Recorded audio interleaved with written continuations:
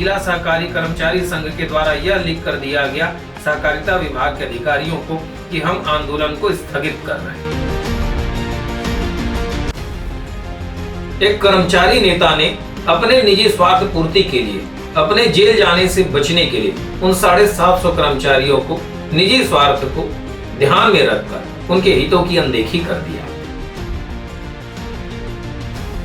अब सहकारिता विभाग के अधिकारी उन पर कार्यवाही करने के बजाय उनके साथ हड़ताल को समाप्त करने के लिए गोपनीय और गुप्त समझौता कर रहे हैं।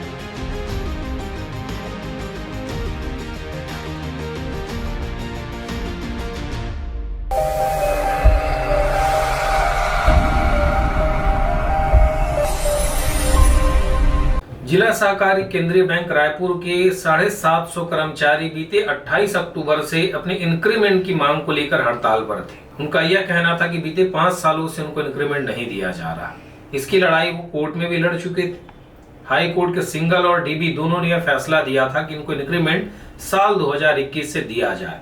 21 से लेकर साल 2025 में 5 सालों के बाद भी उनको इंक्रीमेंट नहीं मिला, जिसके चलते वो लगातार चरणबद्ध तरीके से हड़ताल कर रहे हैं। इस दौरान उन्होंने काम बंद कलम बंद भी किया और व्यापक रूप से अलग अलग संभागों में जाकर बैंक काम को ठप किया, बैंक को बंद कराया था। और 12 तारीख को उसके आंदोलन की आखिरी मियाद तय की गई थी कि इस दिन अगर सरकार जो है अगर उनकी मांगों पर सुनवाई नहीं करती है, कोर्ट के आदेशों का पालन नहीं होता है, तो वो 12 तारीख के बाद पूरी तरीके से बैंकों के कामकाज को ठप कर काम और कलम बंद हड़ताल करेंगे। 12 तारीख को जिला सहकारी केंद्रीय बैंक रायपुर के 73 ब्रांचों में अधिकांश जो है बंद थे। मुख्यालय का सीओडी शाखा भी बंद था। जब हमने इसकी रिपोर्टिंग की तो कर्मचारियों ने गंभीर बातें उस समय कहा था। 12 तारीख को शाम को 6:30 बजे के आसपास जिला सहकारी कर्मचारी संघ के द्वारा यह लिख कर दिया गया सहकारिता विभाग के अधिकारियों को कि हम आंदोलन को स्थगित कर रहे हैं। उन्होंने अपने पत्र में यह कहा कि चूंकि उनकी कई दौर की बातचीत सहकारिता विभाग के अधिकारियों से हो चुकी है, सहकारिता विभाग के अधिकारियों ने मामला जो है सुप्रीम कोर्ट में पेंडिंग होने की वजह से सुनवाई नहीं कर पा रहे हैं, तो आने वाले दिनों में जब भी सुप्रीम कोर्ट का निर्णय आएगा उसके 15 दिनों के बाद उनको तत्काल ही इंक्रीमेंट दिया जाएगा, उस आदेशों के बाद। अब आदेश क्या आता है तो बात का विषय है। तो इस चिट्ठी के बाद जिला सहकारी बैंक के कर्मचारी संघ, जिसमें मोहनलाल साहू समेत अविनाश शर्मा समेत लगभग 8 कार्यकारिणी के सदस्य हैं, इन्होंने सहकारिता विभाग के अधिकारियों को लिख कर दे दिया कि हम आंदोलन को स्थगित करते हैं। और जिसके बाद लगभग 14 दिनों से चलता रहा हड़ताल जो है समाप्त हो गया।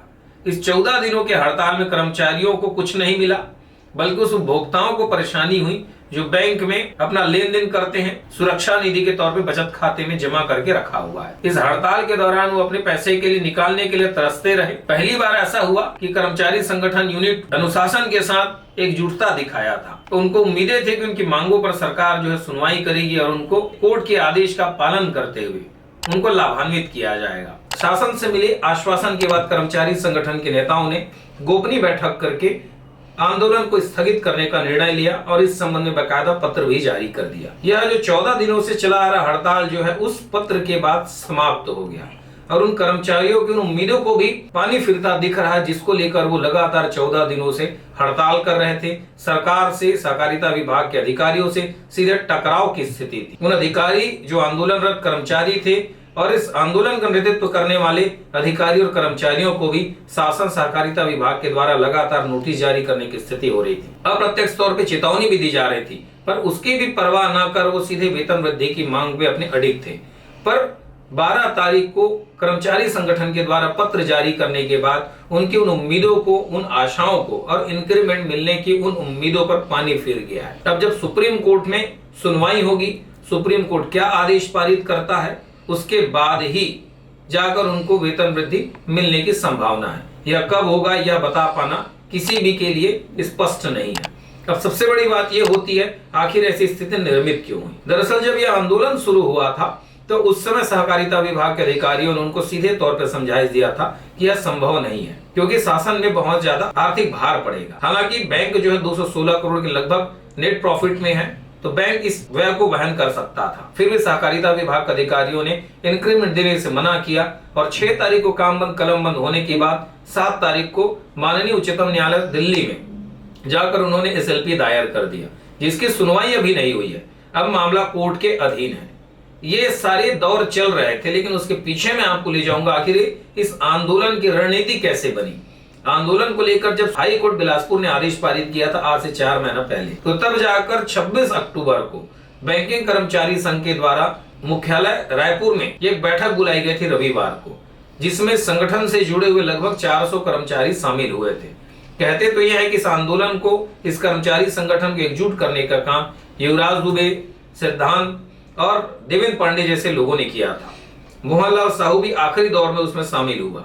मोहनलाल साहू ने इस बैठक के बीच में एक महत्वपूर्ण बात कहा था। दरअसल वो बैठक में इस आंदोलन के पक्ष में नहीं था। जब कर्मचारी संगठन का दबाव बना तो मोहनलाल साहू ने कहा कि यह आंदोलन तब तक चलेगा जब तक इसका निर्णय ना आ जाए। अगर इसमें मेरा प्राण भी देना पड़े तो मैं देने को तैयार हूं। आंदोलन स्थगित नहीं होगा जब तक इंक्रीमेंट नहीं मिल जाता। यह 26 अक्टूबर को यह बैठक हुआ और 26 अक्टूबर को बैठक में मोहनलाल साहू ने बकायदा 400 कर्मचारियों के बीच में इस बात को कहा। आंदोलन लगातार चरणबद्ध तरीके से चलता रहा। इस बीच में जब अधिकारियों का सहकारिता विभाग के जिम्मेदारों का दबाव बना तो 12 तारीख को मोहनलाल साहू ने सरेंडर कर दिया। इस बात की चर्चा सहकारिता विभाग के अधिकारी और कर्मचारी, जिला सहकारी बैंक के यूनियन कर्मचारियों के बीच भी चर्चा है कि मोहनलाल साहू को सहकारिता विभाग के अधिकारियों ने सीओडी कांड में हुए लगभग 75 लाख रुपए जो उसके अकाउंट में गए थे, उस घोटाले पर कार्यवाही करने के लिए जब उनको बताया, तब जाकर मोहनलाल साहू ने बंद दरवाजे में गुप्त समझौता कर लिया कि उसने आंदोलन को स्थगित करने का निर्णय लिया ताकि उस पर सहकारिता विभाग के द्वारा कोई कार्यवाही ना की जा सके। अपने निजी स्वार्थ के चलते मोहनलाल साहू ने एक बार फिर 750 कर्मचारियों के हितों की अनदेखी की। ये वही 750 कर्मचारी हैं जिनको विगत 5 वर्षों से वेतन वृद्धि नहीं मिला है, महंगाई भत्ता नहीं मिला है और बैंकिंग नियमों के अपास्त होने के बाद अब उनको अनुकंपा नियुक्ति भी नहीं मिल पा रही। इसी आंदोलन के दौरान एक कर्मचारी लक्ष्मीकांत तिवारी की मौत हो गई।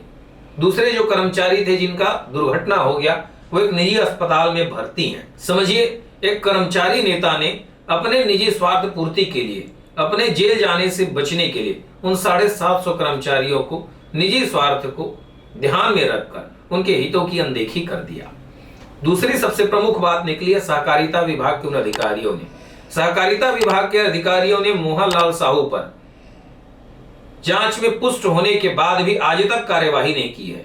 2 बार बोर्ड की बैठक हो चुकी है।